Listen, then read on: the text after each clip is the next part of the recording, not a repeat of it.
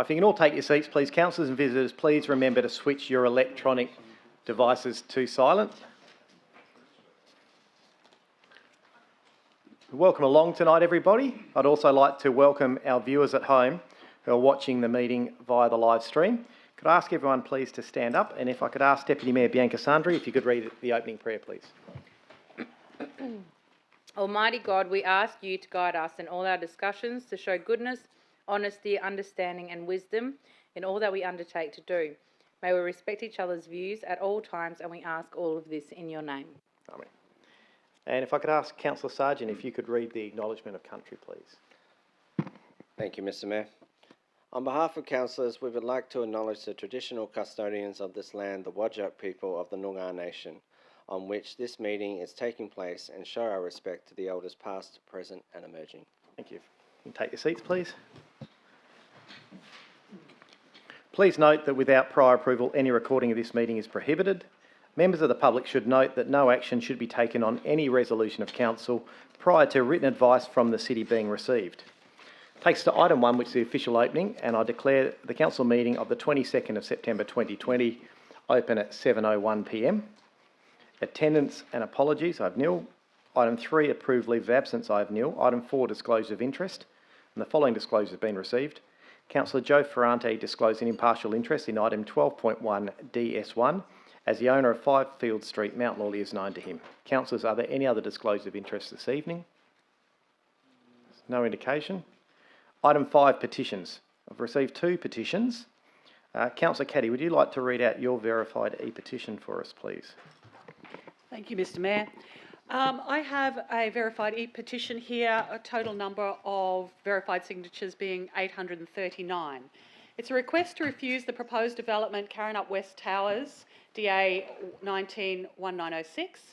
Karrinyup Shopping Centre should not have a massive tower on its doorstep with a height and bulk that is excessive for the site and unsuitable for the surrounds.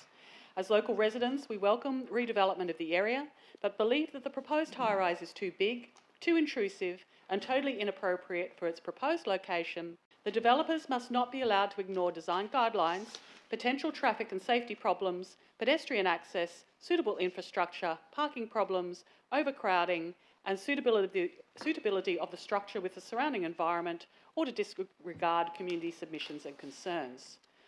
Nor should they be allowed to construct an unsuitable, oversized building simply because it delivers the best financial return. The development should revert back to the original submission of low-rise apartments.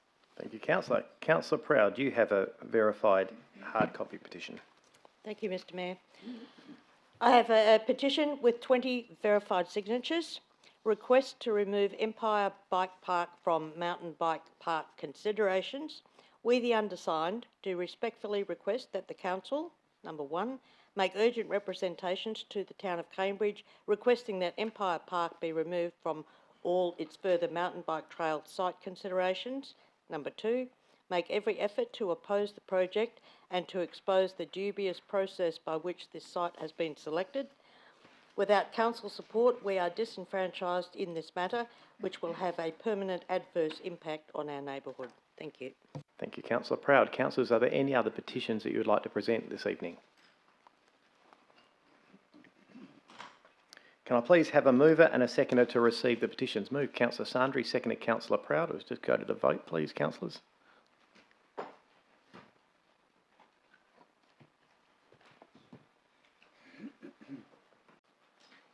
Councillor Ree. Done. Thank you, and that is unanimous. Thanks, councillors. Item 6, responses to previous questions from members of the public taken on notice. All questions from the previous council meeting were published in the meeting in the minutes of that meeting. Now takes us on to item 7, which is public question time. This evening, public question time will be live streamed, just as a reminder to those in the gallery. So when you're invited to the lectern, please, especially for those of you who've been doing it for a little while, just change the habits and just please state your name and suburb only. You don't need to give your address out. Before we get started, we are aware there are several residents from Karrinyup who've got questions, and there is a bit of an update. So I'll ask Mr Roddick just to provide an update before you come up. Thank you, Mr Mayor.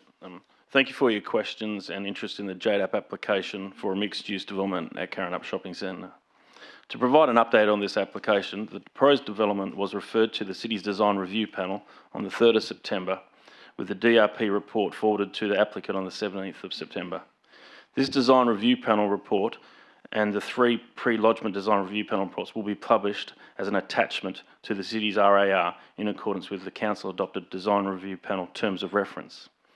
The applicant requested an extension of time to the City's Responsible Authority report due date from the original due date of midday on the 29th of September to midday on the 18th of November. The purpose of the applicant's request to extend the JDAP timeframes is to address a number of outstanding items identified by the City's assessment of the proposal and to allow for the City's subsequent assessment of additional information once received. The outstanding items requested by the City relate to the City's assessment of the proposed development against the relevant planning framework, as well as comments from the City's internal business units, external stake agencies, and of course, comments received during public consultation. Thank you, Mr. Roddick. I'll now start public question time and ask Tony Jarrett if you'd like to come forward.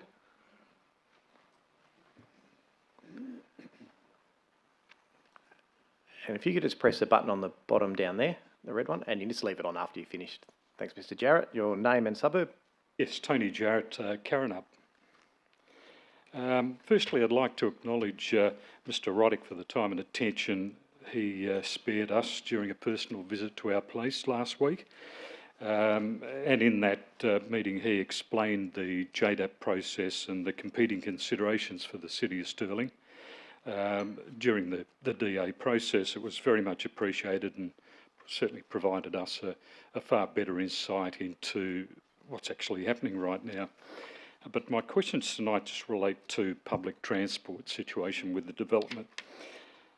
Could the City please confirm that the proposed apartment towers will be serviced by buses that will use the Main Street loop, entering and exiting onto Karrinyup Road? If that's correct, will this also cater to the needs of the 200 or so residents of the eastern apartments on Francis and Davenport, or will a separate route apply to them?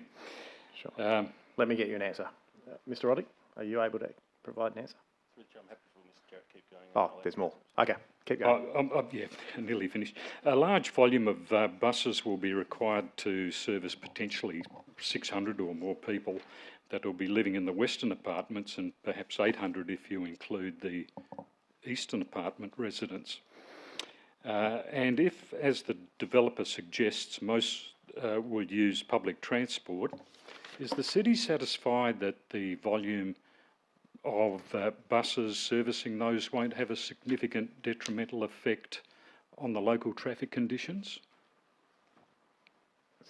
It's understood that buses will deliver and collect passengers within the loop, similar to what occurs at Stirling train station. Does the City know what the developer has proposed to mitigate against the impact to residents and shoppers of the noise and exhaust pollution from the buses that'll no doubt be idling for lengthy periods in that loop? If I understand it correctly, the bus lanes will be contained in effectively what's a bit of a tunnel between two large buildings, two structures, where at least at Stirling train station it's an open area.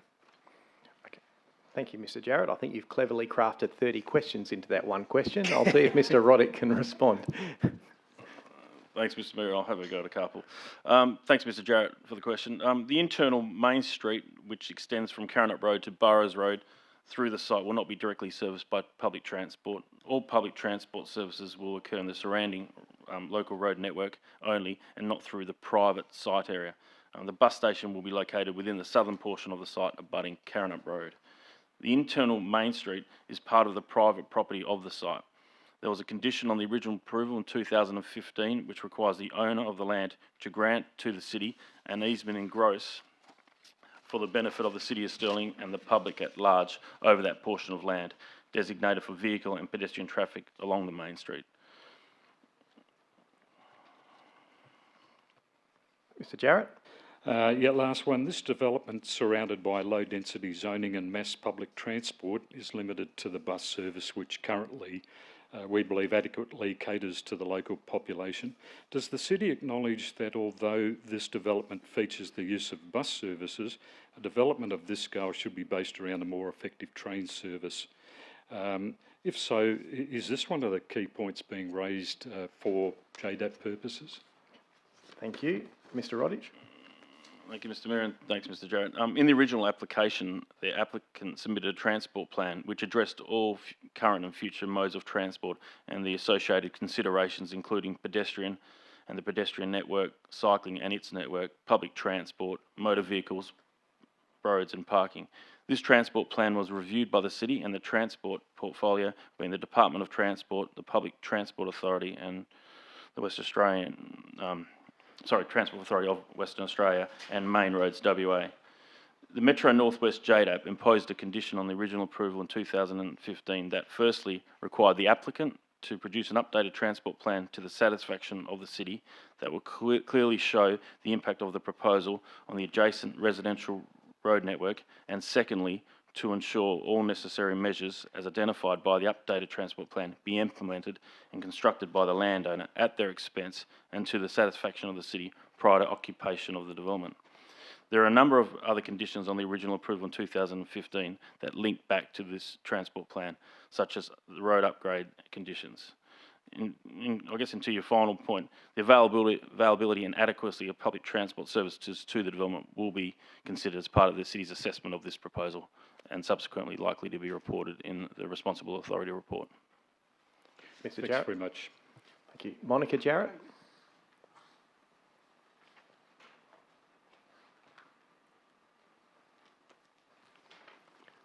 Thank you. Your name and suburb. Good evening. Monica Jarrett of Karrinyup. I have three questions. Under the City of Stirling's Local Planning Strategy Objective 2, there is a passage that reads, Karrinyup Regional Centre will also transform from a predominantly retail centre to a centre with greater residential intensity and a more diverse range of employment activities. However, due to a lack of regional alternative transport networks, it will be limited in providing local and district employment opportunities outside of the retail uses. There is no other industry nearby to support a larger population, so residents are still required to travel outside of the local area for work.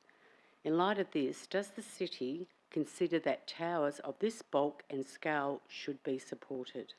Thank you. Mr Rodich. Thank you, Mr Mayor, and thanks, Ms Jarrett, for the question. The local planning strategy acknowledges that the Karrinyup Regional Centre will grow to become a large retail centre with a requirement for additional residential density and other non-residential uses. The local planning strategy identifies a minimum residential density of 25 dwellings per hectare over the centre in accordance with State Planning Policy 4.2. In the strategy, the centre is identified as being approximately 26 hectares in size. So it's the centre, it's the shopping centre itself plus a catchment area outside of that area. And this would require a minimum of approximately 650 dwellings to be provided. Notwithstanding the lack of alternative transport networks or limited ability in providing other employment activities, the minimum residential dwellings need to be achieved for centres like this. Residential population in large centres is critical in reducing trips by cars and increases alternative trips such as walking and cycling. Mixed-use centres with residential development is a suitable way of achieving these outcomes. In response to the question of the City's position in terms of the bulk and scale of the development, however, as I've stated probably a number of times, it's still under assessment at this stage. The consideration is you do need to have residential density. I guess the City need to determine in what form that takes place on the site. Thank you. Question 2. Nearby residents have experienced nightmare traffic and parking conditions so far around this site for 3 years now. Is the City concerned about overdevelopment on this site and a significant worsening of traffic and parking? Or is the City satisfied that there will be no overdevelopment? I ask this as parking is capped at 4,880 bays, and given the huge number of new stores, some of them very large, as well as dining, entertainment activities, this is nowhere near enough to meet the need of the community. What has the City of Stirling got in plan to overcome these issues? Mr Roddick. Thank you, Mr Mayor.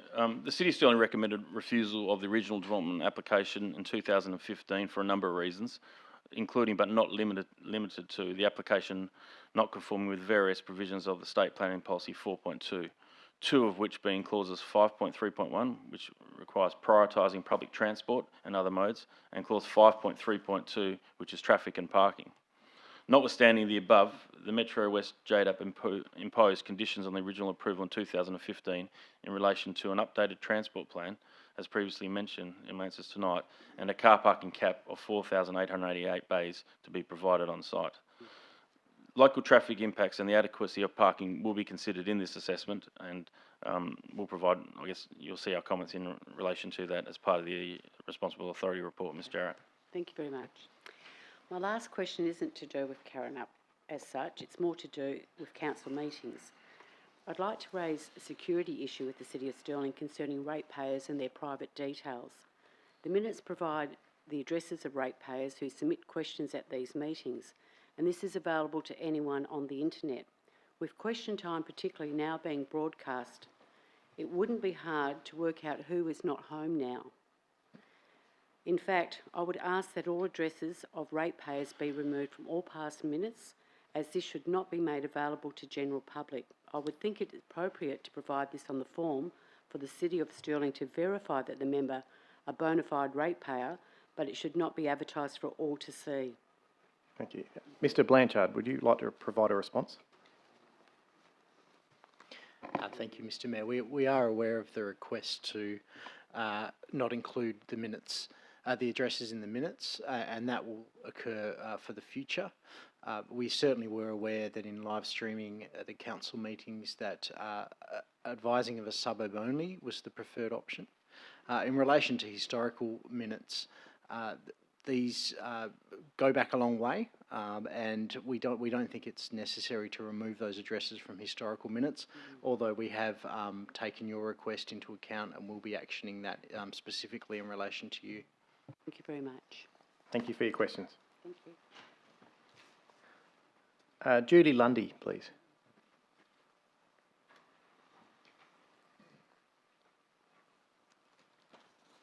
Thank you. Your name Hi. and suburb. Judy Lundy, Karrinyup.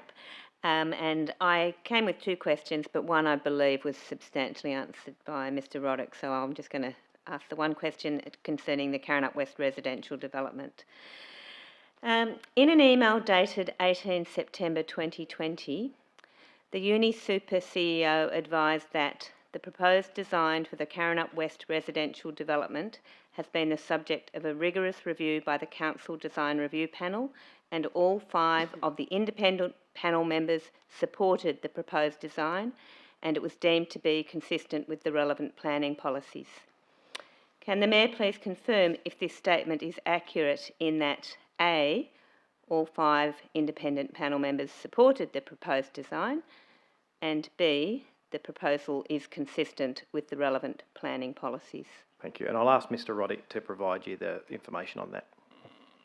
Thank you, Mr Mayor, and thanks, Ms Lundy, for the question. The City's Design Review Panel is required to provide independent and impartial professional advice on design quality to the City.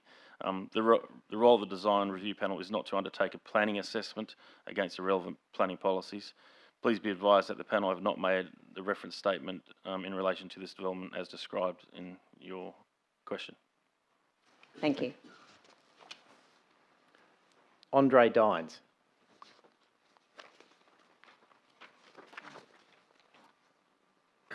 Good evening, Mayor, Councillors and City staff. Mr Roddick answered probably my first Sorry, I couple- just need you to start with your name and suburb. Sorry. That's all right. Andre Dines, Karrinyup. Thank you. Apologies. No problem. Stefan answered some of my questions, so there'll be a little bit of a repeat. But can I ask a point of clarification? Who actually requested the extension of time? I believe it was the applicant. The applicant, correct. Thank you. Okay. During public question time at the council meeting on the 25th of August 2020, community members expressed their concerns about the lack of public awareness of the proposed suburb changing development of the 9, 15 and 24-storey high-rise towers at the Karrinyup Shopping Centre, and requested the City of Stirling extend the public consultation period. The City of Stirling were very clear that they would not extend the 28-day consultation period due to having to provide its responsible authority report to JDAP by the 29th of September. I understand the City has been working with the applicant on this proposal since at least early 2020. Yet I understand the City of Stirling and or the applicant, as we now know, has requested and obtained an extension of time until the 18th of November, being an approximate 8-week extension to further assist it, and no doubt the proponent, in its JDAP application. What were the City's specific concerns that would warrant such a significant extension of time, being approximately 8 weeks, to finalise the Responsible Authority report? Sure. Mr. Roddick? Thank you, Mr. Mayor, and thanks, Mr. Dines, for the question. I'll answer the first part and then I'll go to your second part of the question. In relation to the comments regarding the City working with the applicant since January, I'll provide the following comments. On the 8th of January 2020, the City received the Form 1 application. However, on the 14th of January 2020, the City issued a stop-the-clock notice to the applicant in accordance with ADAPT Regulation 11A, requesting additional information in order for the City to conduct an assessment of the proposal, as the original submission was incomplete.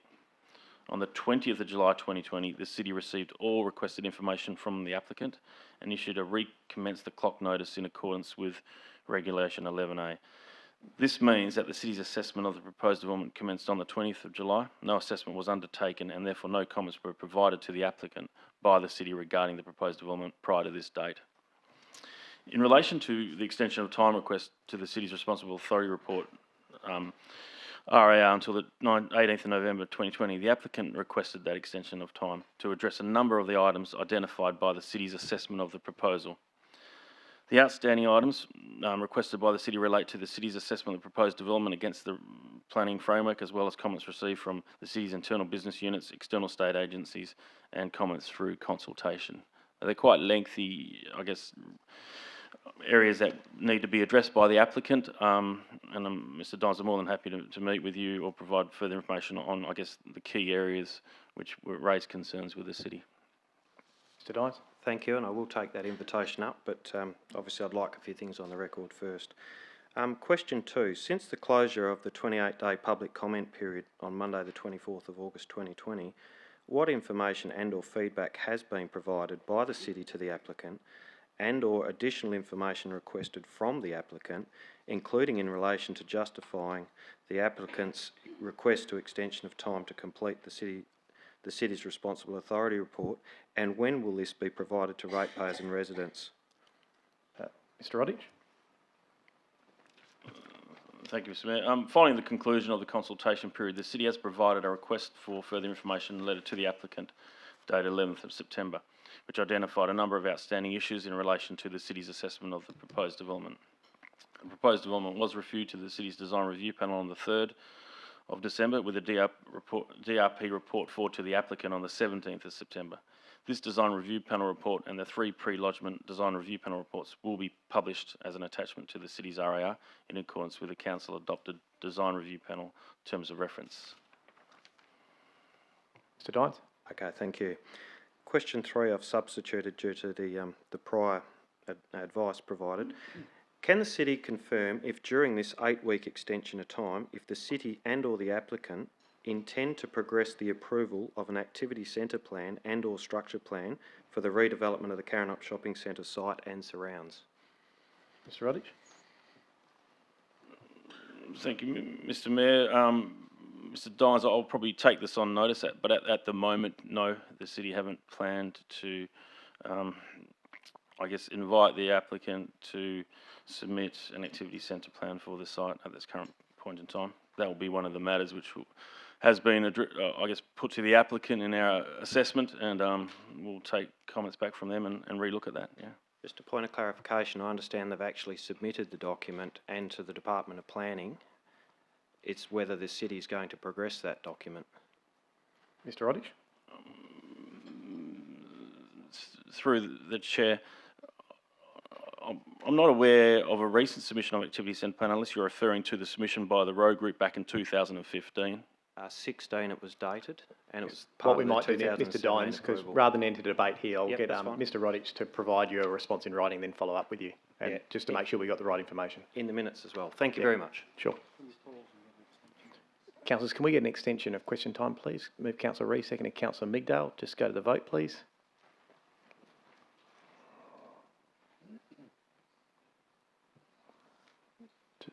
Just a show of hands, councillors. That's unanimous, thank you. Ethne Kruger.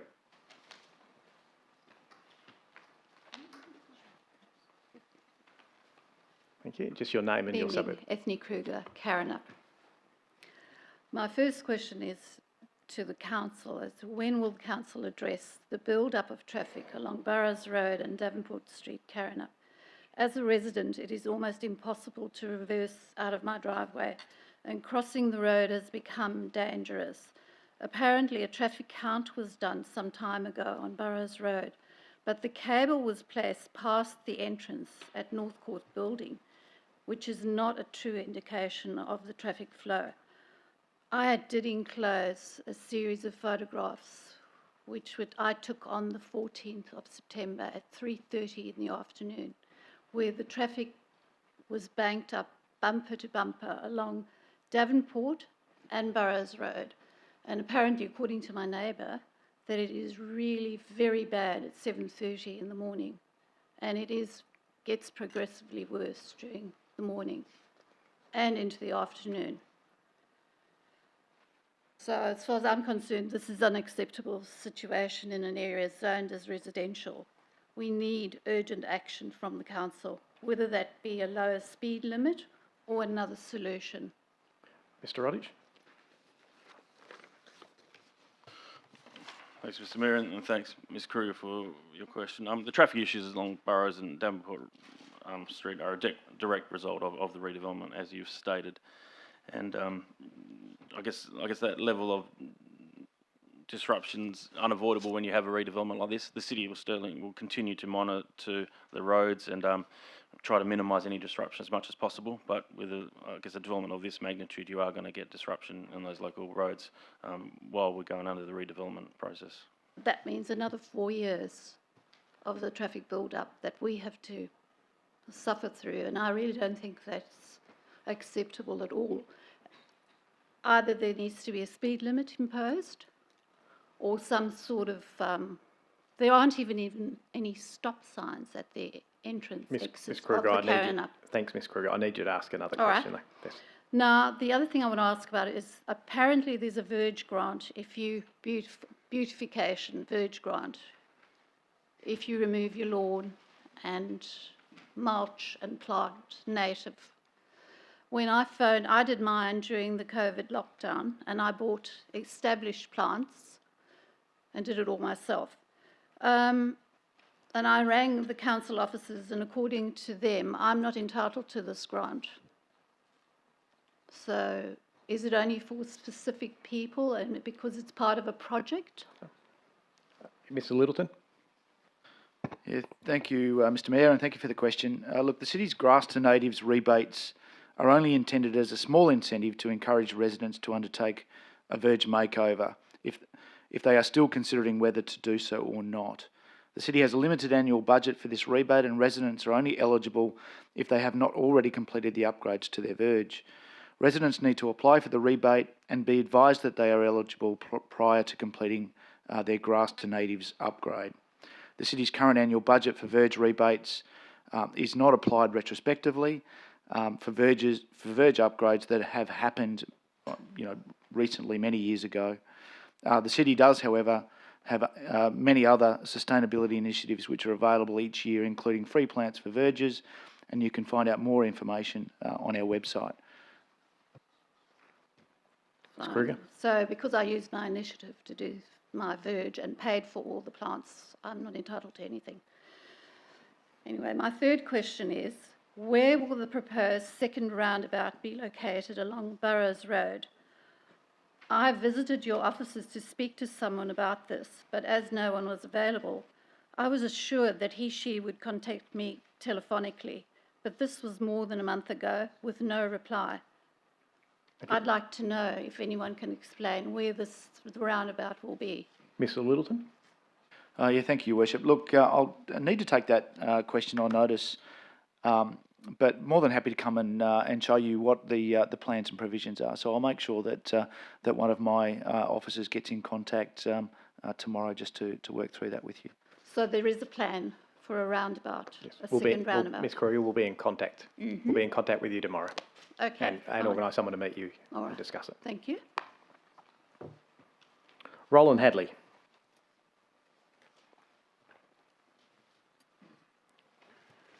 Good evening, all. Hadley. Roland Hadley, Woodlands. On the 6th of July, payment was paid to Taylor Burrell Barnett, an amount of $16,953, and the scant invoice detail given was Town Planning Services. What exactly was this $17,000 service, and haven't we got our own capable city planners? Thank you for that question. I'm guessing we may have to take that on notice. Or, yeah, we'll take that on notice and respond to you in writing. Thank you. Mr. Hadley. Question 2. The city appears to spend a vast amount on IT technical services, IT project management, IT consulting, IT applications, software development, IT accessories. In the period 3rd of July to the 3rd of August, approximately $858,000 has been paid to 12 separate companies. Has the internal and external auditors, council heads of departments and councillors ever queried why so many companies and payments? Mr. Manaharan, are you able to provide a response?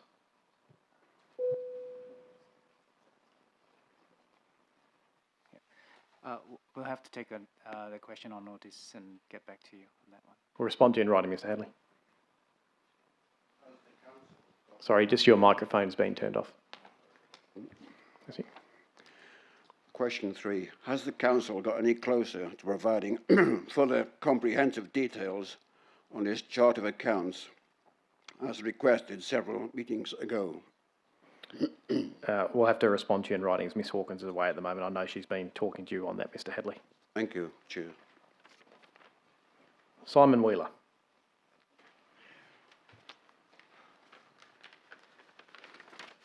Good evening, Mayor, Council, staff and gallery.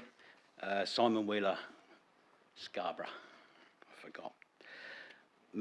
Mayor Owen, in answer to earlier questions, the city revealed that the design review panel services for the Yellow Cafe application cost ratepayers $7,000.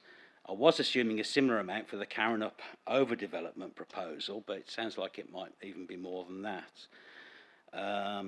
And item 12.1 DS1 on tonight's agenda application probably coming in at a bargain $3,500, even though it was not actually a development application.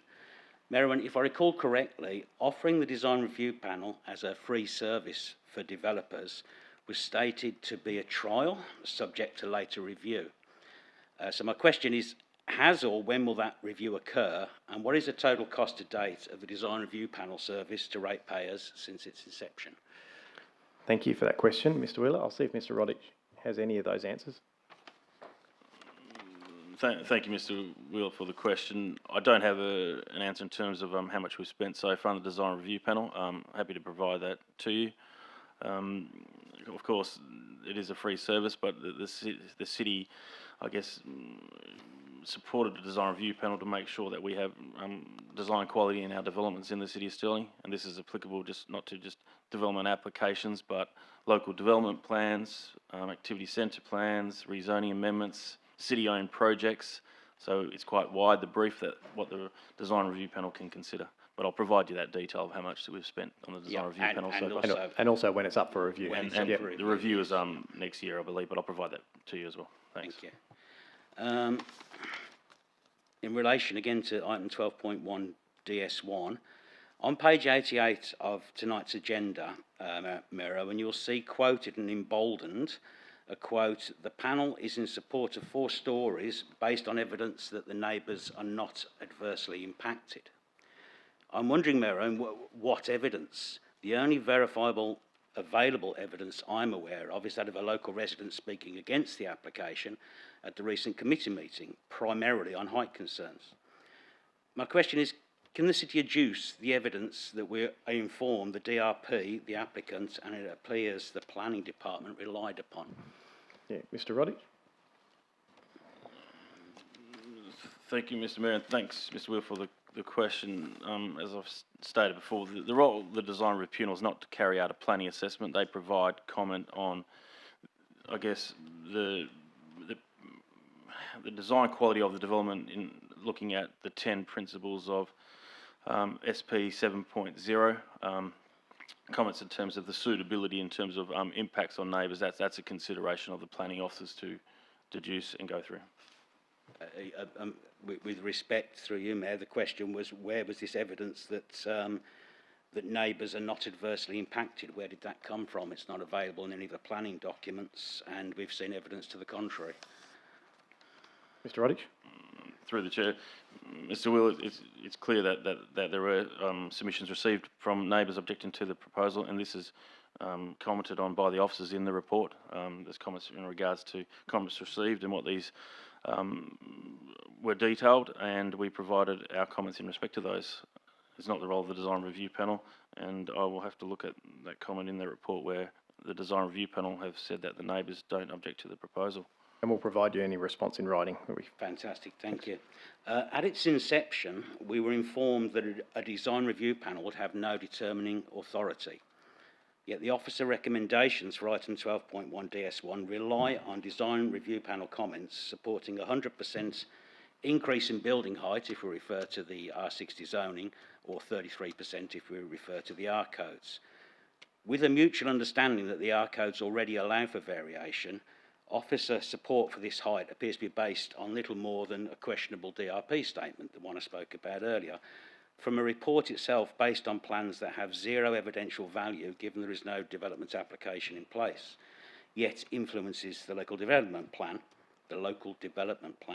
to bake in guidelines for 4-storey developments, which itself may be subject to further variation.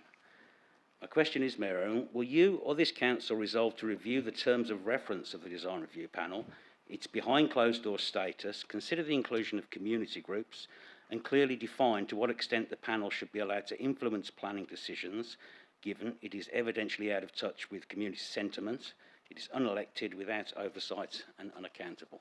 Yes, thank you for those comments, Mr. Wheeler, and we'll certainly take those comments on board. I think, as you mentioned earlier, is up for review next year. We'll certainly take on board a review with the terms of reference and take on board your considerations there. But again, they are an independent body and they're not a planning determiner. Thank you. Paulette Watson.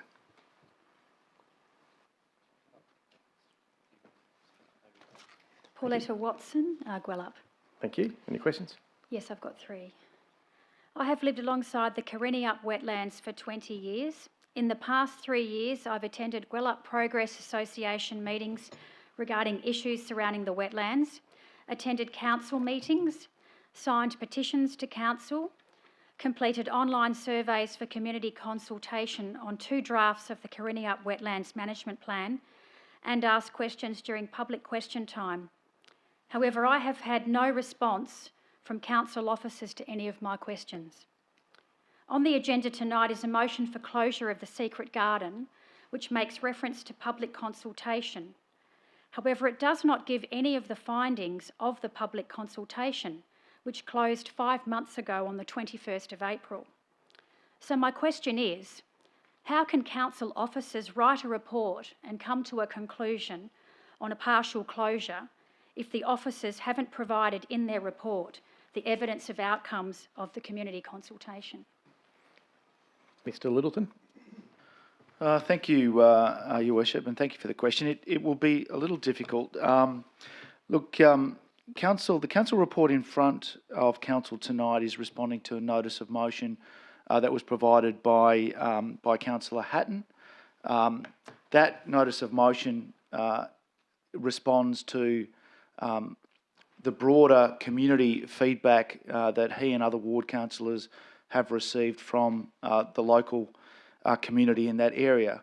The officers had very little time to address the specific notice of motion so that council could make a determination tonight on a matter of a closure for a 2-week period over the school holidays. So whilst it is and remains our intent to bring back the broader response to the Kareniup Management Plan, we have since the last draft has been consulted, we've had a workshop with council who has asked us to do some additional work.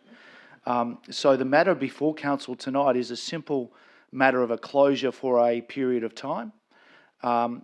The report is to enable the matter to be considered tonight, and is really only dealing with that aspect of a closure, of it staying open or of it being closed for temporary, whilst we maintain or do some environmental work. So that's the extent of the item in front of council.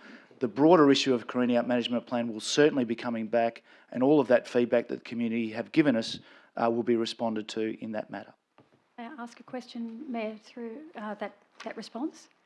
We've got two more, so you can weave it into one of those. Okay. So we don't end up in debate. And you've also got our commitment. We'll follow up on that non-response for you too. Ms. Question Watson. 2.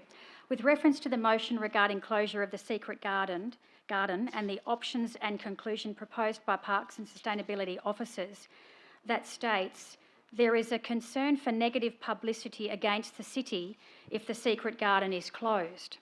At what point do council officers turn their concern to the health and well-being of the residents who live alongside the wetlands? After 3 years of continual battling to try and preserve our beautiful wetlands, I'm mentally exhausted. I would honestly like to know, is council at all concerned that Parks and Sustainability are more interested in tourism and not upsetting non-ratepayers as a basis for their decisions than they are about the mental health and well-being of their own community? Ms. Watson, that item is on the agenda this evening, as you're aware. It's been brought up through a notice of motion, and the officers, their role is to provide council with a number of options and the evidence around those. So there are several options there, and some of those are obviously include closing the secret garden, and that'll be considered. It does make reference to the community consultation, though, and there's been no publishing of those results after 5 months. Yeah, but I think, so the answer to that, the original consultation was around the management plan for the Kareniap. That hasn't come back to council yet. That's been deferred. So it wouldn't be fair to put the consultation around a whole management plan as part of a report. There's a very specific report asked for a councillor on closing the gardens. But council is very aware of your concerns. Thank you. Question 3. I'm concerned that with the hot weather and the increase in the amount of people at the wetlands who have come specifically to see the secret garden, that the water fountain aerator assisting water quality, which reduces stagnation and mosquitoes, has still not been on for long enough each day, as per previous emails sent to council officers regarding the extension of the hours in accordance with Australian standards for public health. The Kareniap Wetlands Reserve Draft Management Plan makes specific reference to the aesthetic benefits for the community from the water fountain aerator. So after numerous emails on the matter, and with summer just around the corner, why has this matter still not been addressed by council officers? Mr. Littleton? Mr. Hunter?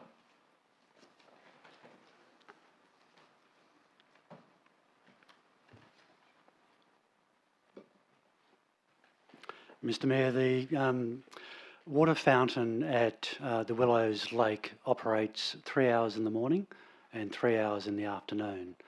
So we think at 6 hours operation per day, that's sufficient for people to get exposure to that decorative fountain. It doesn't operate, I should say, during the winter months, and the reasoning behind that is that there's less people walking during the winter. And the other thing, that is connected to the irrigation system, so that when it is raining, it automatically switches off. Ms. Watson? Thank you. Thank you, Councillor. We just need another extension if we can. Councillor Lagan, seconded Councillor Ree. Just a show of hands. That's unanimous. Thanks, councillors. Was it Susan Watts, please? Thank you. Just your name and suburb. From Gwelup. Mr. Littleton has sort of covered some Sorry, if you can just address, yeah. That's Okay, yeah. So I probably will cut back on my questions. Basically, with regards to the Coriniap Wetlands Management Plan, would Council kindly advise as to why we the response of any of the concerns stated on the petition, which was submitted on July 28, 7 weeks ago, and referred to the CEO, Mr Jardine, for appropriate action? So I could answer that and say it's Yeah. probably council's fault in the sense that because there has been a lot of interest around it, we had a workshop, Yes. and so it's been there hasn't been anything determined on it, so there hasn't really been a response for you, and it's been deferred as an item, and obviously Right. now we're dealing with this one. So normally by now the Coriniap Master Plan would have come to council, so it would have been a public forum, Right. and obviously the feedback would have formed part of that report, so there would have been oversight on it. So this is all sort of meshing in. We were actually advised by Mr Drew Manning, I'm assuming he's Parks and Sustainability, I can't remember, that the report would be on the agenda for the CRC meeting for September 1. Do you have a timeline on this matter? Mr Littleton? Thank you, Mr Mayor. Look, it was our original intention to bring the matter to council in September. Councillors, as the Mayor has said, has sought a workshop. We've, as an outcome of that workshop, committed to providing council with some further information on aspects of the plan that they sought some additional commentary on. As soon as that has been completed and we get a consistent position, we'll be putting the matter back to council for further consideration. It probably won't get to October. It will certainly get to November, is what I would expect. But it largely depends on the feedback that we get through our next conversation with councillors. And Mr Littleton, just to follow up, so would the people who've been on that petition, would they receive feedback that it's going to come to council? Absolutely. Yep. Okay, thank you. I suppose, Mr Littleton, our biggest concern... Just through the chair, sorry. I don't understand why we're worrying about these people that are coming to visit, because I'm sure a good number of them are good people, but they're certainly not doing any favours to our environment. So we are concerned. So I just ask in your when you are looking at the closure of the secret garden, that you take this really quite seriously, because it is a bit of a mess. And thanks for your Thank you comments, for Ms your Watts, time. and council will determine that this evening. Jeff Newman. Thank you very much, Mr Mayor and councillors. Thank you for allowing me the time to address my questions to you. My name is Jeff Newman. I live in Gwelup. Mr Mayor, can you tell me what the council is doing to eradicate in its entirety the toxic weed Morning Glory that dominates the Coriniap wetlands, and in particular the secret garden? The reason I'm asking that question is I'd like to quote from the reliable Urban Bushland Council of WA, which states, and I quote, "Morning Glory is suspected to be toxic to livestock and humans. The rampant twining weed is capable of smothering all vegetation. Its priority for removal is high because it causes acute disruption of ecological processes and dominates or significantly alters vegetation structure, composition and the function of the ecosystems." Thank you for that question. Mr Littleton. Oh, Mr Hunter.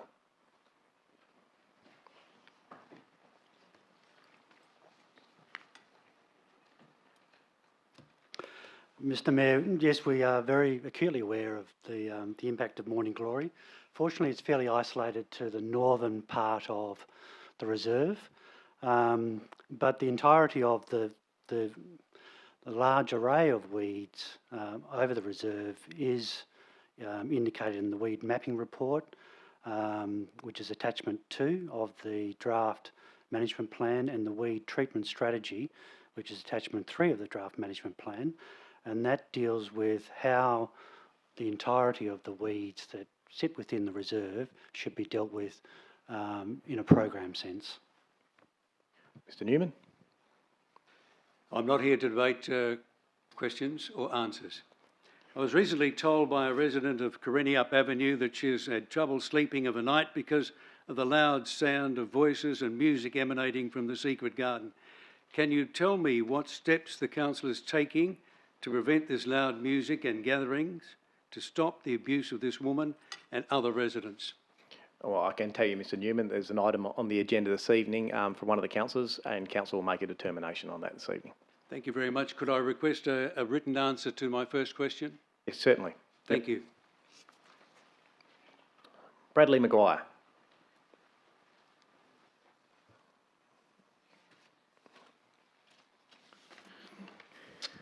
Thank you, Mr Mayor. Just observed that I've never heard of this secret garden before, so whilst it doesn't sound like a very well-kept garden, it does sound like a very well-kept secret.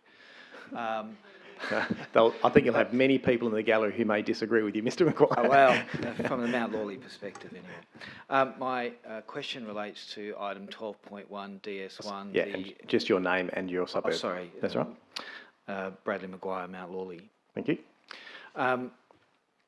My question relates to item 12.1, the LDP DS1.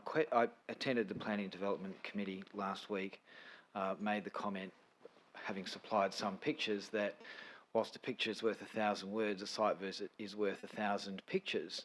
And my question to council is, would councillors be prepared to come to such a site visit, and what would be the best way to organise that? Thank you for that question, Mr Maguire. And I think if you sent an email through my office, we can certainly pass Mr Davies. Arnold Davies, Carrinup.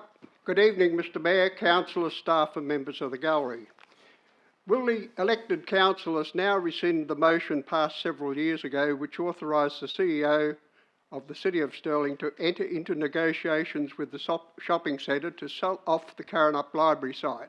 If this is not done, the site could be disposed of without ratepayers knowing about it. I'm not aware of any motion today. It was done. I don't believe it was, but I'm happy to look into it for you. I was here when it happened. We'll agree to disagree, but I'll look it up, and I'm happy to apologise at the next meeting if I'm wrong.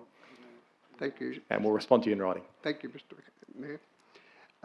Will the councillors ensure that the fenced-off western footpath of Francis Avenue, Carrinup, does not remain once the shopping centre is developed in that area, and not remain there until the apartments are built in several years' time?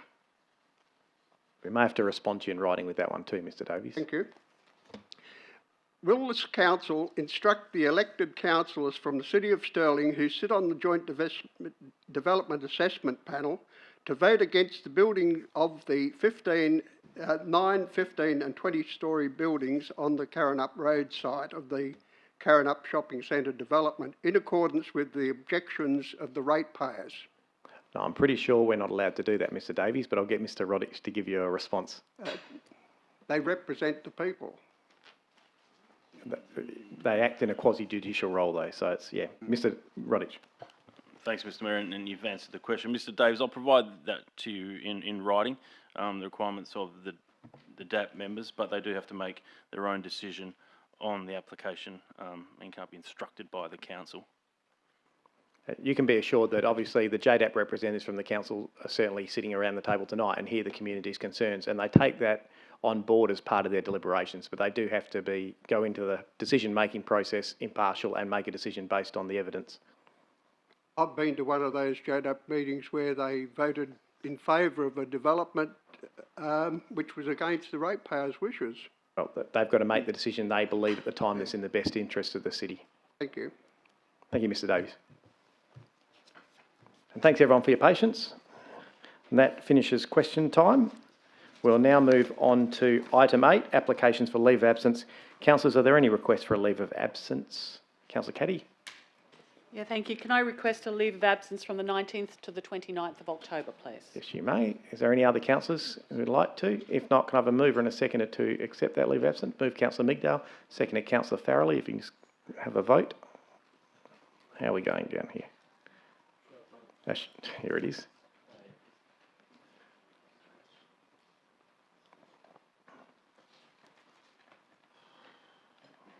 That is unanimous. Thank you, councillors. Item 9, confirmation of minutes. Councillors, can I have a mover and a seconder to accept the council minutes of the meeting 8th of September 2020? Move Councillor Spagnolo, seconded Councillor Migdale. And again, if we go to the vote.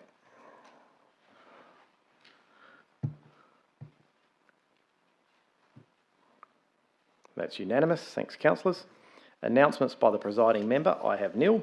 Item 11, unresolved business from previous meetings, I have nil. Item 12, reports and recommendations of committees. Councillors will now move to the Planning and Development Committee items.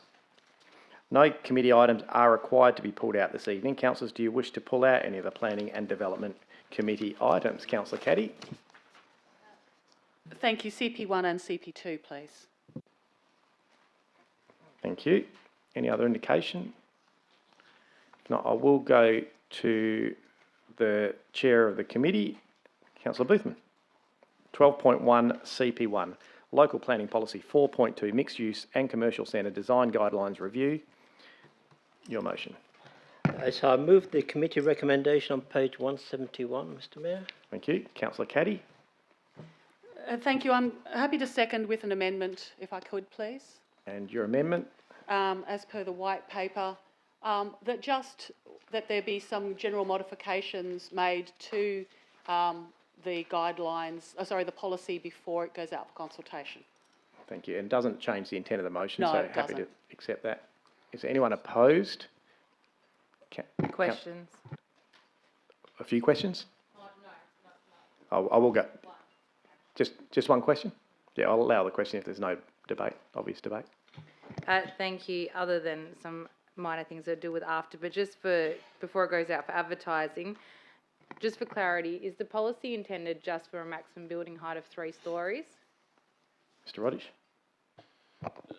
Thank you, Mr Mayor. Yes, Councillor Sandry, 3 stories, but you can consider high development with the local development plan proposed for the centre. So would it be fair to say we should adjust figure 2, 3 and 4 to reflect 3 stories? Mr Rodish. Thank you, Councillor Sandry. Look, we can look at those figures and make sure they correlate with what's intended of the guidelines before they go out to advertising. With your indulgence, Mr Mayor, just for clarity between the images referenced in here and the policy provision, would it be possible to ask for an amendment? Yeah, is it just a minor amendment? Yeah, it's simply just that figures 2, 3 and 4 within the policy reflect the maximum 3-storey height provision. Yeah, I think that's the intention. I think they'll be pretty happy with that. Yeah, just for clarity. So this is in the images. That's it. Thank you. Happy with that, Mr Rodish? Councillor Sandry, more than happy with that. We'll make sure All that's right, so the mover and second are happy if we just make sure that's in there? Yep. There's no problem with that. All right, so if there's no one opposed, I will put that to the vote.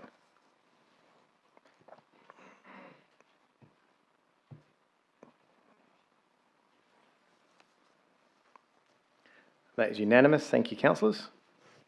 Item 12.1 CP2, the Planning Development Local Planning Schemes Regulations Amendment 2020 proposed submission.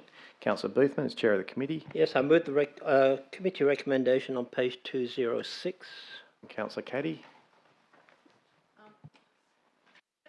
With the amendment that came through on the white paper from Mr Rodish, and plus an additional point 2. Again, it's an amendment. Councillor Boothman, are you happy if that forms part of the substantive? Yes. All right. Is there anyone opposed? If not, I'll put that to the vote.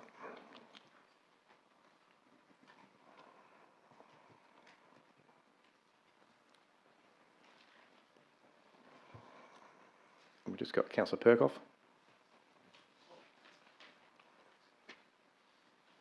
Thank you. That is unanimous.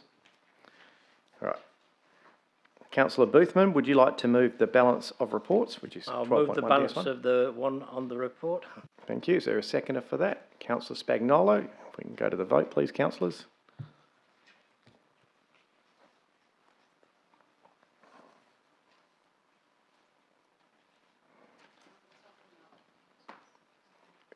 Councillor Caddy.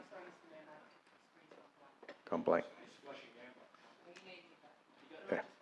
Yeah, I'll take that. That is unanimous. Thank you, councillors. So members of the gallery, please be advised that the remainder of the Planning Development Committee recommendations, which is essentially 12.1 DS1, Lot 10564, Field Street, Mount Lawley, have been adopted by exception resolution. Councillors, we'll now move on to Director Council reports. Item 13, reports for consideration in accordance with 4.24 of the Meeting Procedures Local Law 2009. I have nil. Item 14, motions of which previous notice has been given. I'll move on to item 14.1, the notice of motion from Councillor David Lagan, the intersection options at Beaufort Street and 10th Avenue in Inglewood. Do I have a mover of the motion, please? Councillor Lagan. Yeah, thank you, Mr. Mayor. I'm moving the alternative recommendation, part 1 and 2 on page 242 with a slight amendment, and I'm happy to talk to the reasoning behind that. Okay. The amendment is not 12 months, but to make it 6 months. It's your motion, so you can have whatever you like on it. All right. Councillor Sandri, you're happy with that? Is there anyone opposed? I'm happy to put that to the vote.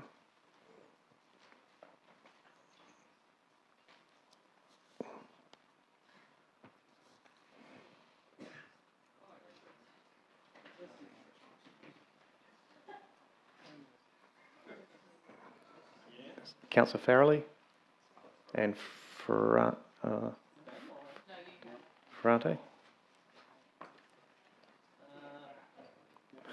The lights don't lie, Councillor.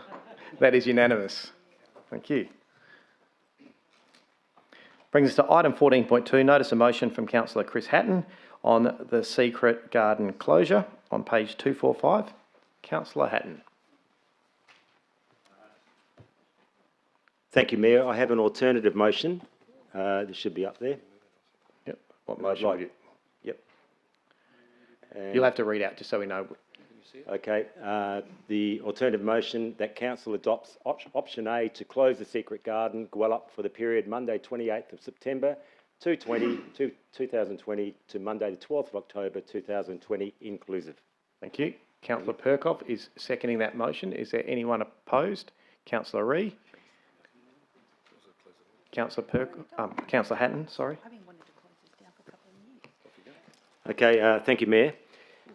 Firstly, I'd like to thank you, Mayor, and all the councillors who have committed a lot of time, or a fair bit of time, to this issue, which is outside of your own wards.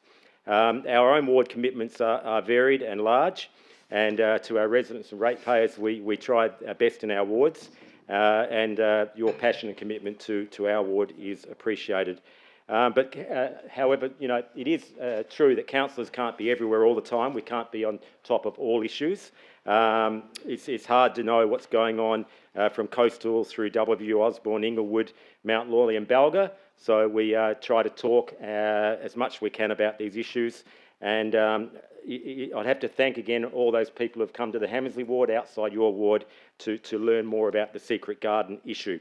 So why have I brought this motion forward?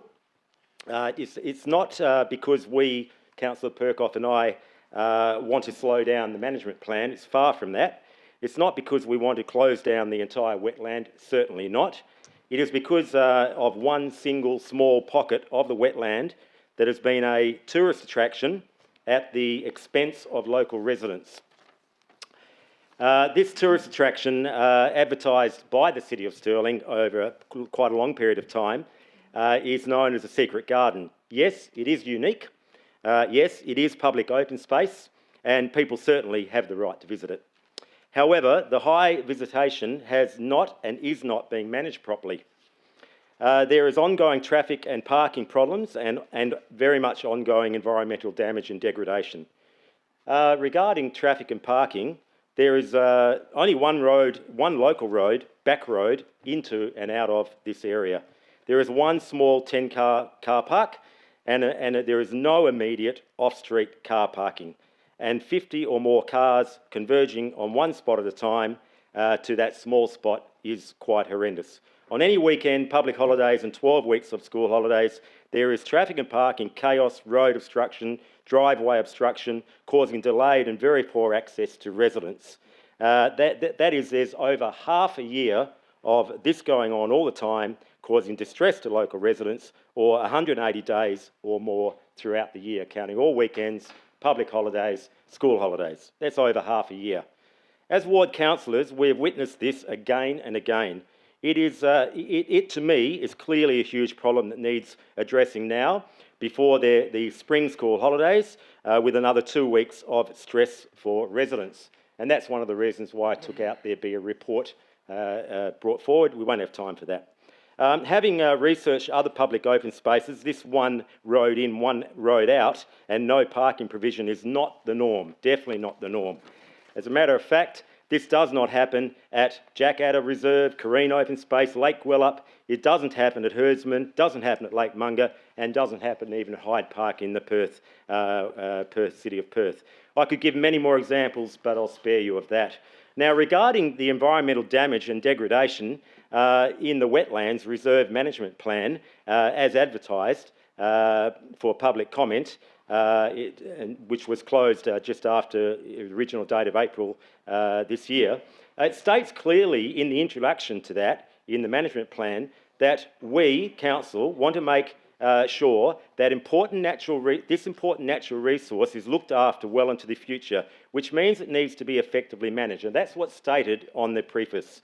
It is stated to be important natural reserve, and over recent years it has even been renamed from Karrinyup Swamp Reserve to Karrinyup Wetlands Reserve, effectively rebadging it to be valued for conservation and preservation as it is valued across the whole of Perth as wetlands in Perth.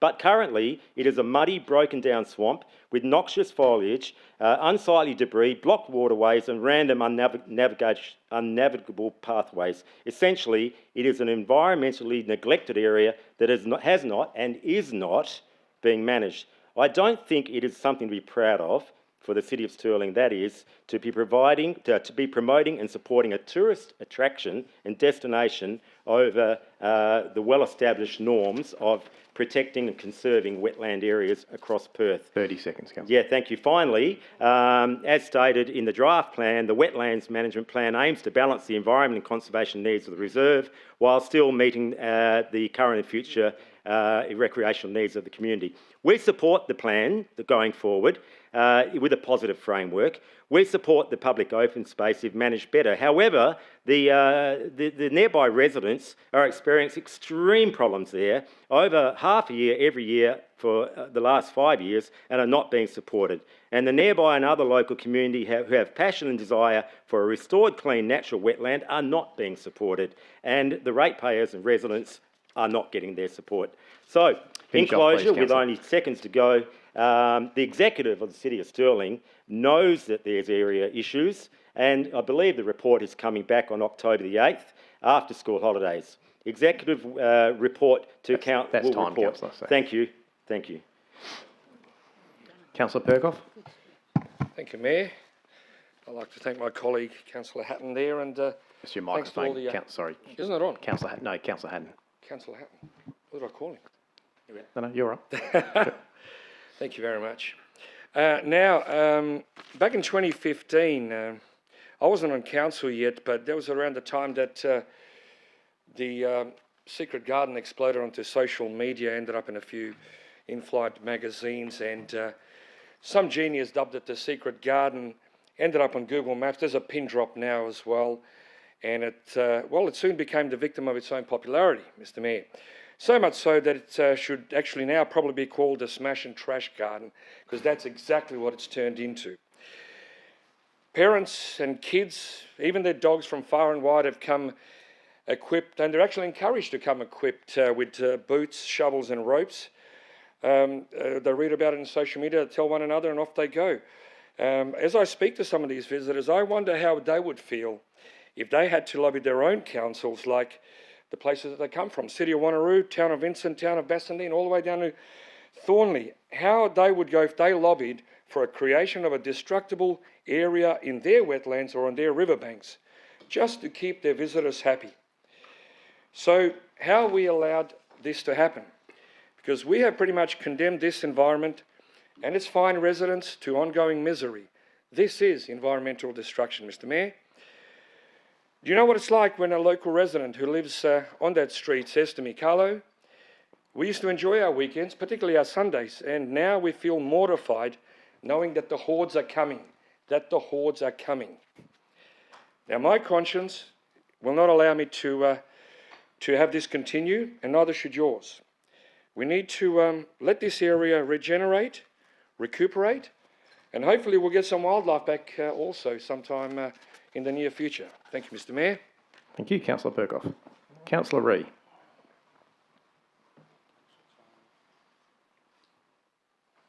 Councillor Perkoff, your microphone off. That's right. Councillor Ree. Thank you.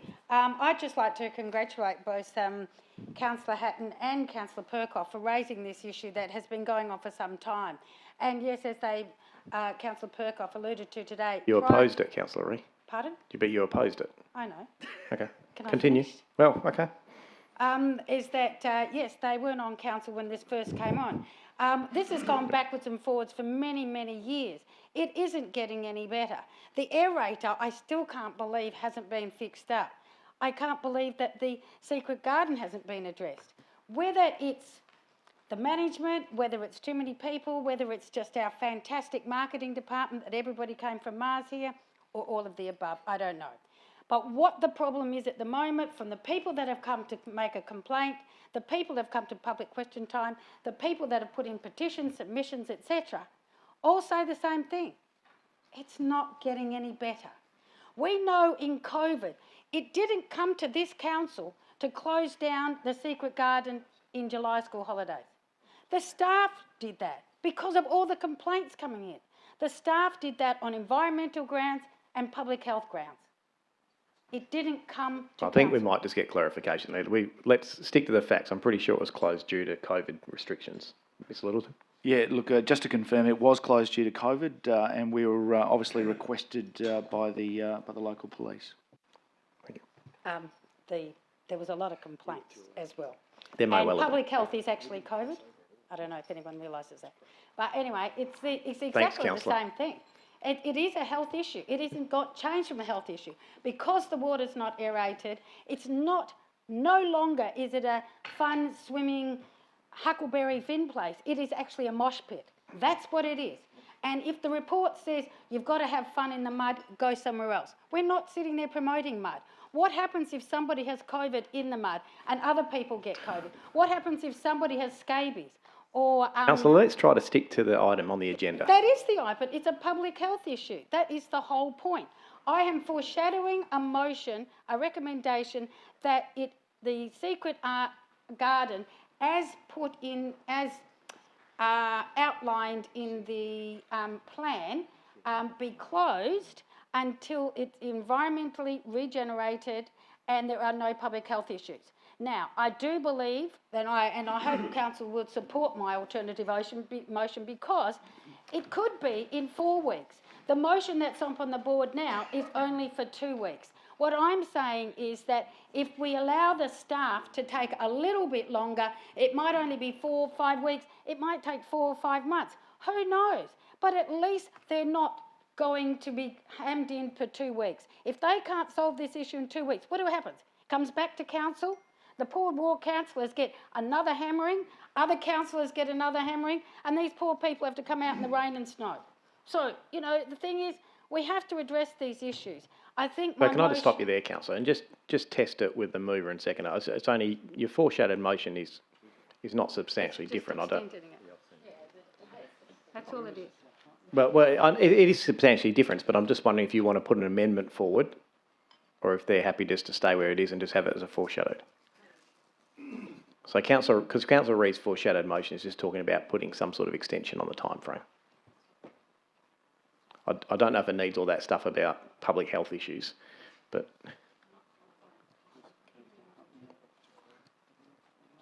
All right, let's continue. We'll just leave it. Leave it as a foreshadow. Continue. Okay. Well, my point was that the fact that, you know, 2 weeks may not be long enough for the staff, it may not be long enough for the area, it may not be long enough for the staff to organise a management plan around traffic and issues and people sleeping over and music and aerators and rubbish and everything else that keeps to be going on that's keeping people awake and is not healthy. Now, public health is not only about disease, it's also about mental health.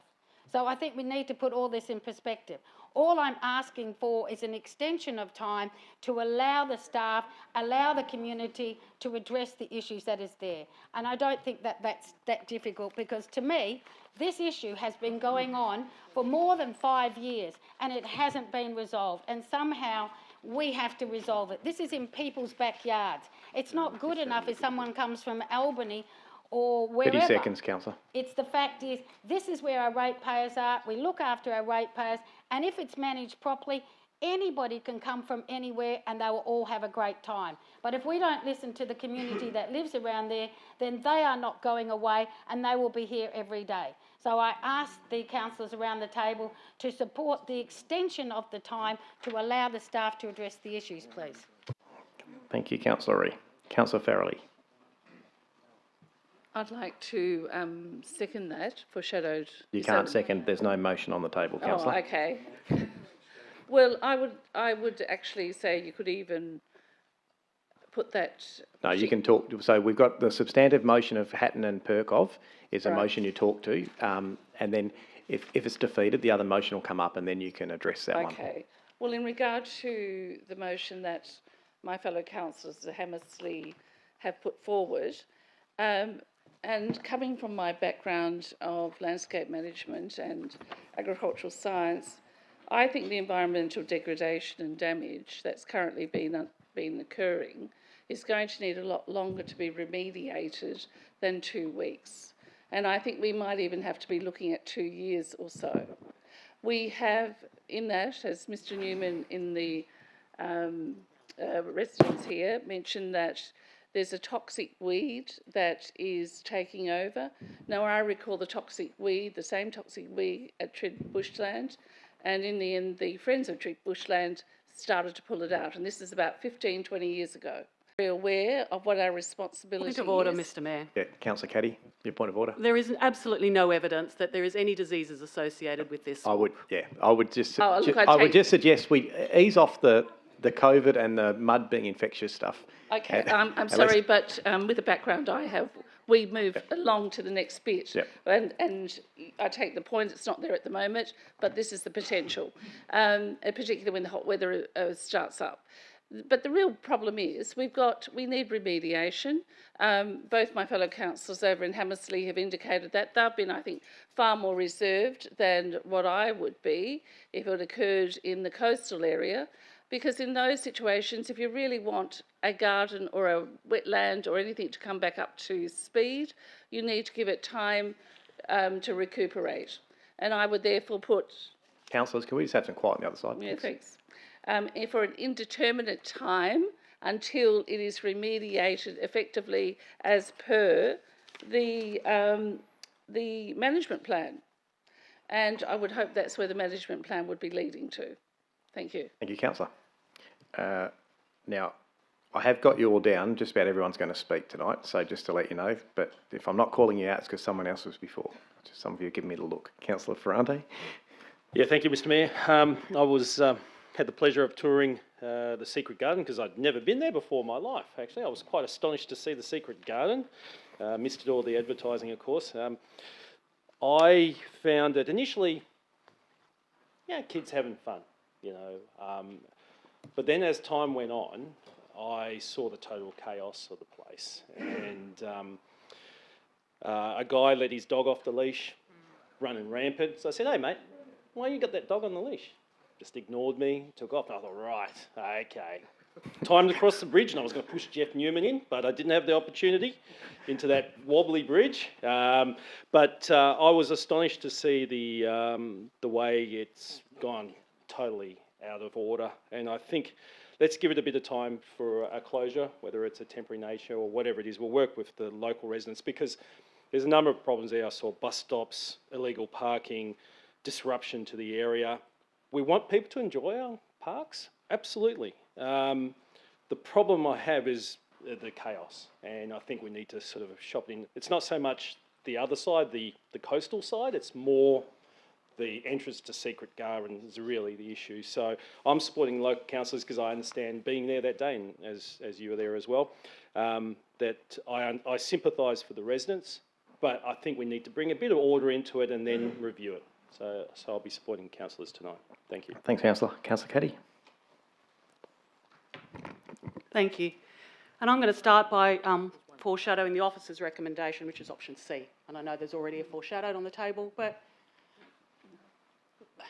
this is a unique park within the city. There are not very many places in the city, in fact there are no other places in the city, where we encourage kids to play in nature. We're very precious about our bushland, and for very good reason. But this is one of those places that we've actually set aside and said, you know what, kids, go and have fun.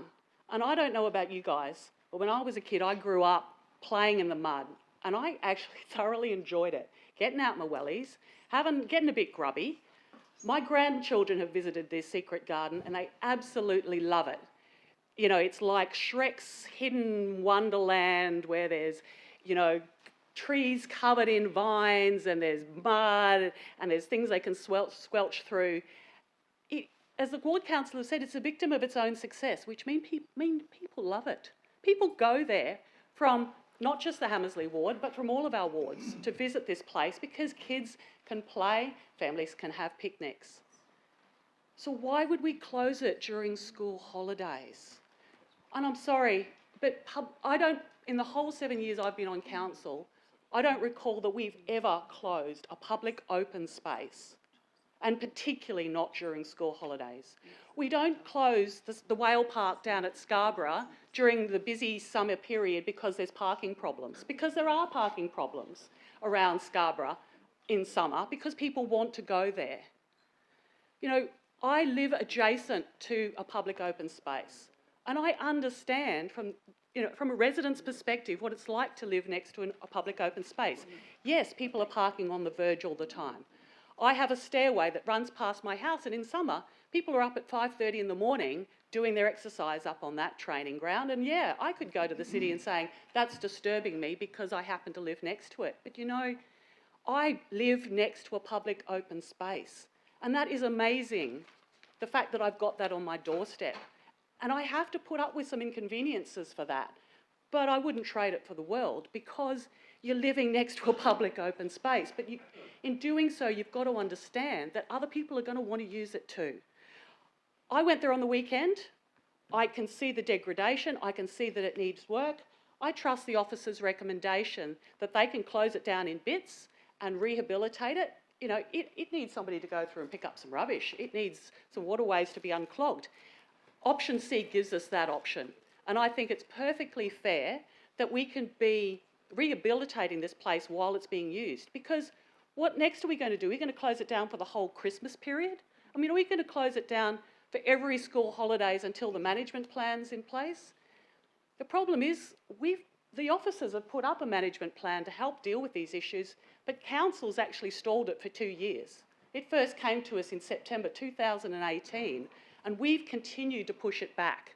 And I'm not saying that we don't have good reasons for doing that, but we may continue to push it back for another 6 months or 12 months. So just closing it, I don't think is the answer. I think the officer's recommendation, which is to go through and gradually rehabilitate it and manage it and give it the love it needs, is the appropriate way forward. And I guess the best analogy when I was thinking about this is, would we go and close our footy ovals just before grand final? No, honestly. The most damage that gets done to our footy ovals is during the footy season.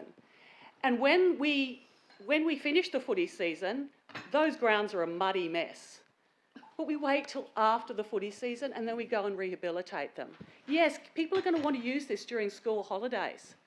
Yes, we're going to need to go in after the school holidays and rehabilitate it. Absolutely. We need to spend the money to do that to keep it up to where it is. 30 seconds. But let's not close it before the grand final. Well, let's do it in a very measured way because we have never closed a public open space in the City of Stirling. Let's not make this the first. Thanks, Councillor. Councillor Sandri. Thank you, Mr. Mayor. Good debate this evening. I mean, ultimately, I too was out on site and I completely appreciate the residents' concerns over the area. In terms of the current recommendation put forward, I can't support a 2-week closure with no foundation in terms of what we're going to achieve for 2 weeks. And I appreciate the sentiments of the Hammersley Ward councillors, and the intent, I believe, is so that the area can be rehabilitated and closed off in order to facilitate that. But for me, it's setting a dangerous precedence, us closing a public open space, whether it's a portion or a large section, during school holidays, particularly when we have lots of public open spaces, and could potentially open up a can of worms moving forward. I think in terms of a reasonable approach, and I've talked this through with a number of councillors, with the community out on site, with officers and with the general public.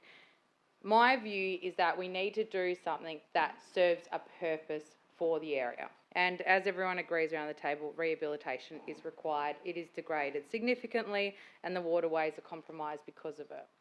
For me, option C at this point appears to be the most considered approach, because what it actually does is it closes off sections of the secret garden. There will be people there working on it. So therefore, it actually reduces the supply. And if you reduce the supply, the demand ultimately reduces. So as you go through section by section, people will realise the whole place is not available and they start tapering off. Basic economics in terms of a monetary perspective, basic social economics in terms of space that's created for play. So at this point, I haven't received any other compelling argument to suggest what we would do with an indefinite closure, but I think what the officers have recommended in terms of partial closures and maintenance around that will probably see the actual ultimate objective here, which is to reduce demand and to ensure that this area is increased in terms of its environmental support. Anyway, I'll leave it at that. Thank you. Thanks, Councillor. Councillor Spagnolo. Thank you very much, Mr Mayor. Mr Mayor, I'd like to support the ward councillors on this. I too have had calls from people that are very concerned about the area being opened, particularly during the school holidays, and I hope that they remember this. But what I'd like to say, Mr Mayor, is can I ask, please, what is the tenure of that particular reserve? Is it under the care, control and management of the city? Could I have that question answered, please? I believe it is. Mr Littleton? Yes, it is. Thank you, Mr Mayor, and thank you, Mr Littleton. The reason for the question is I just question the legality of actually closing this particular reserve. And I say that I want to support the ward councillors. What I don't want to happen is for this to be challenged. And I think there's a lot of merit in what Councillor Sandry... I think, we'll get clarification on that point if you'd like, just on the closing. But I think it's important, we're not, the motion that's been put up by Councillor Hatton isn't to close the reserve, it's just to close off one portion of it, the wetland part of it. I've got that, Mr Mayor. Mr Littleton? Yeah, thank you, Mr Mayor. Look, you're absolutely correct. It is within the council's remit to be able to close a portion of the reserve at a temporary, on a temporary basis for whatever purpose it chooses in the care, control and management of the reserve. Councillor Spagnolo? Thanks once again, Mr Mayor. Look, the question is really, are we shutting it for a legitimate reason? I think to say that people are making noise, that people can't find parking, that's not a good reason. I think, as I was saying earlier, what Councillor Sandry... Councillors, I just need some bit of quiet, what Councillor please. Caddy was saying earlier, I think are the reasons, restoration, you're doing work there. That, to me, is a valid reason to the community. I think if you start talking about people making noise, about the speculation that people might damage stuff, all that sort of thing, I think is probably not the right way to approach this. And I think, if I can, sorry to interrupt you again, Councillor, but the reason for the change of Councillor Hatton is in relation to inadequate parking and further environmental damage. So that was a part of them. I accept that. All I'm saying, Mr Mayor, if we want this to be rock solid and not challenged and maybe go beyond the 2 weeks that we're talking about, well then we need to make sure that it's rock solid. I think we're very lucky to have a reserve like this, and I believe that we need to obviously do a lot of work there. The management plan hopefully will address that in due course. But I think in the meantime, if we are going to close this, we need to make sure that we've ticked all the boxes, because just to shut it down for parking reasons and, yes, environmental reasons, may just make it a bit difficult for us. And can I just suggest that maybe option C is probably the way to go in the circumstances, because it does give a legitimate reason. But at the end of the day, I'm happy to support the ward councillors. If they want to go with A, well, so be it. But I just caution that there could be, some drama in due course. Thank you. Thank you. Councillor Proud. I was just going to foreshadow option C. It's the most moderated and effective outcome. I think Councillor Caddy's already... She has. Yeah, okay. But I didn't realise that. Yep. And I've got Councillor Migdale. Thanks, Mr Mayor. Just to be brief on this one, whilst I do support the ward councillors, I do believe that option C is the most viable option. A simple 2-week closure of public open space at school holidays time is just nonsensical to me. I believe that there is good reason why the officers have recommended option C as the preferred option in this instance. We certainly do need to close parts of the garden to allow the regrowth, and option C gives us the ability to do that while affording residents and locals use of their public open space during the school holiday period. Again, it's not the right timing to simply think that 2 weeks is going to see this regenerate. It just doesn't make sense to me. So I hope that everyone does concur that option C would likely be the best option. Thanks. Thank you. And there's no other indication. Councillor Sargent? Why not? Everyone else has talked, Mr Mayor, why shouldn't I? Might go to the officers after this too, see if they... Yeah, I'm of the same conclusion that option C is actually the better way forward. A lot like some of the sentiment around the table, Mr Mayor.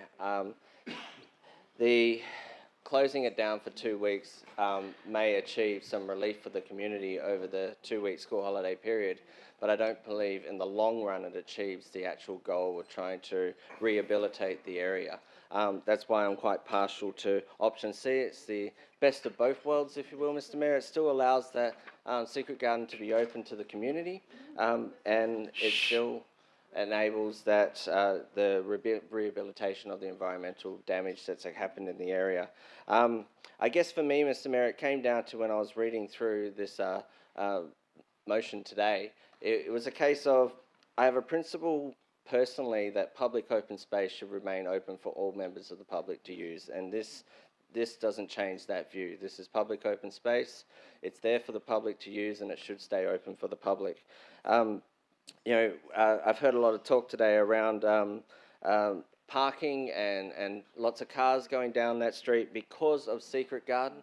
And just like Councillor Caddy used her analogy for grand finals, it actually works every weekend at any sporting club that you ever go to that's got a footy club or a cricket club or you name it, a soccer club on it. The residents that live around all those public open spaces have to deal with traffic every single weekend, not just on a school holiday period.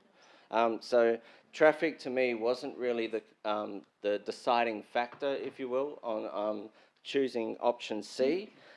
It was more about how do you keep public open space open to all the community and yet rehabilitate the area. And option C for me actually was the best of both of those worlds. I'll leave it at that, Mr Mayor. Thank you. Thanks, Councillor. Is there anyone else who'd like to talk? If not, I will go to Councillor Hatton to close debate. Thank you, Mayor. It's been a very healthy and reasonably robust debate, and I think it actually shows that as I said earlier on, other councillors have come into Hammersley Ward, they've walked it, they've talked it, they've studied it, and I hope I can give that back in my service as a councillor to other wards, so thank you very much.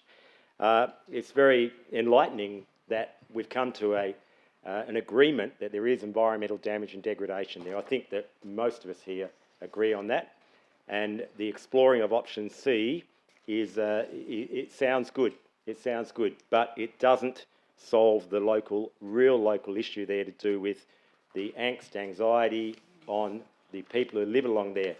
Remember that it is one road in, one road out. The latest traffic count shows that 400 to 500 cars on any one day are moving on that road, that there's 300 to 400 cars since 2014 to this year's traffic count. There's now 300 to 400 more vehicles per day using the road. There's a couple of hundred, and I've got the figures here, and they're easily retrievable if you want to look at them. There's a couple of hundred cars, I think it's about 300 or 400 more on a Saturday visiting the area than ever before, and on a Sunday it retracts back to a normal weekday volume of traffic. Now, the road there can hold 3,000 cars. All right, that's great. It's a distributed road, 3,000 cars, and there's only 1,500 going down there on the latest traffic count. A big increase, though. So one might say, well, what's the problem? The problem is that the traffic speeds have dropped by 2 or 3 kilometres, going by the latest count, latest measurement, but effectively the residents are travelling at 0 kilometres along that road because they can't get out of their driveways. There's 50, 60 cars piled along the road. There's buses going along. They have to stop up the road a quarter of a kilometre to get past the traffic. It's at a standstill. So this traffic management report is really, as I said before... Yes. What's your point of order, Councillor? Mr Mayor, this is introducing new material. We're supposed to be closing on the information that's already been... Councillor, I'm happy this is related to the item. I agree, I'm just... It's very relevant to the... happy for you to continue. Mayor, the reason I'm introducing this is because there's been a good emphasis on the environment, but in the motion, the emphasis is also on traffic and parking. And I don't fully think that we're addressing that effectively tonight, but in all due respect for the comments that have been made. So, all right, the traffic reports, as I've said before some weeks ago in council, they're problematic because you get to a hotspot on a road with a natural or a man-made build or a natural environmental build, and you suddenly have people stopping and causing congestion. And this is the problem down there. It's been going on for years. So to go with option C, here's what might happen. And I'd love to know what option C looks like. We haven't actually had it explained yet how it would be done. I would expect that part of the bamboo area might be closed off for a period of time, a couple of days or a couple of weeks, and still people are flocking to the secret garden because there's more than just a bamboo area. And then a couple of weeks later, they close off maybe the little pond down the corner and rehabilitate that. And the rest of the secret garden's open. So the visitation, going under what I can foresee, is going to be exactly the same, just with little bits of rehabilitation. Rehabilitation is great, but we're not addressing the traffic and parking. And what is happening is that we've got the almost post-COVID sort of in WA. People will be flocking out there in the spring weather, and it's going to be chaotic nightmare again. So I'm worried about option C, very worried. Okay? Okay. Thank you, Mayor. Noted. And that closes debate. So let's just be clear what we've got. So we've got Councillor Hatton and Perkov's motion to close it for the 2-week period. If that fails, Councillor Ree has a motion that will be put, and I'll ask for a seconder, and that one is that it's closed almost indefinitely until the public health issues have been resolved. And then if that fails as a motion, Councillor Caddy has option C up, which is like the rolling closure. All right, just so we're clear.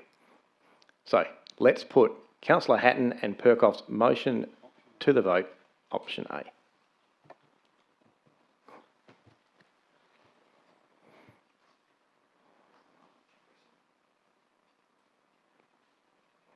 Farrelly, Migdal, Sandri.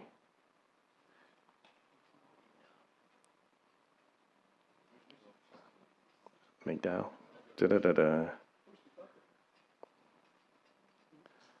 There we go. Thank you, councillors, and that motion is carried.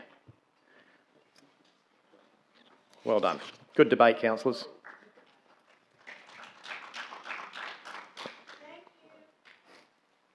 So with that, we'll go to item 15, which is notice of motion for consideration at the next meeting. Councillors, would you like to submit any notice of motions? Councillor Migdal?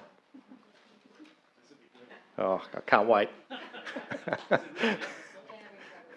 Yeah. Are we winging this one? There we go. Either one. Thank you, Mr Mayor. and it is that the city installs beach access matting at a suitable location on a seasonal basis commencing summer 2020-21 to enable people with disability and mobility constraints to more easily access our wonderful coastline. Would you Thank like me to read the reason? No, that's fine. No, That's very clear. Thank you, councillor. Are there any other notes and motions? Councillor Ree? Should be up on the board. Just have to find it. That a report be prepared in conjunction with the City Coastal Management Strategy for a future community resource meeting with regard to the establishment of an artificial reef at Brighton Beach or another part of the City of Stirling coastline to counteract the sand drift and the destabilisation of the coastal strip and provide recreation and tourist activities to the beach area. Thank you, councillor. Are there any other notice and motions this evening? In that case, I will go to item 16, which is questions by members of which due notice has been given. I have nil. 17, new business of an urgent nature. I have nil. And item 18, matters behind closed doors. I have nil. Which brings us to item 19, closure of the meeting. And I now declare the meeting closed at 8:41 p.m. Thanks for coming along tonight, members of the gallery, and good night to viewers at home.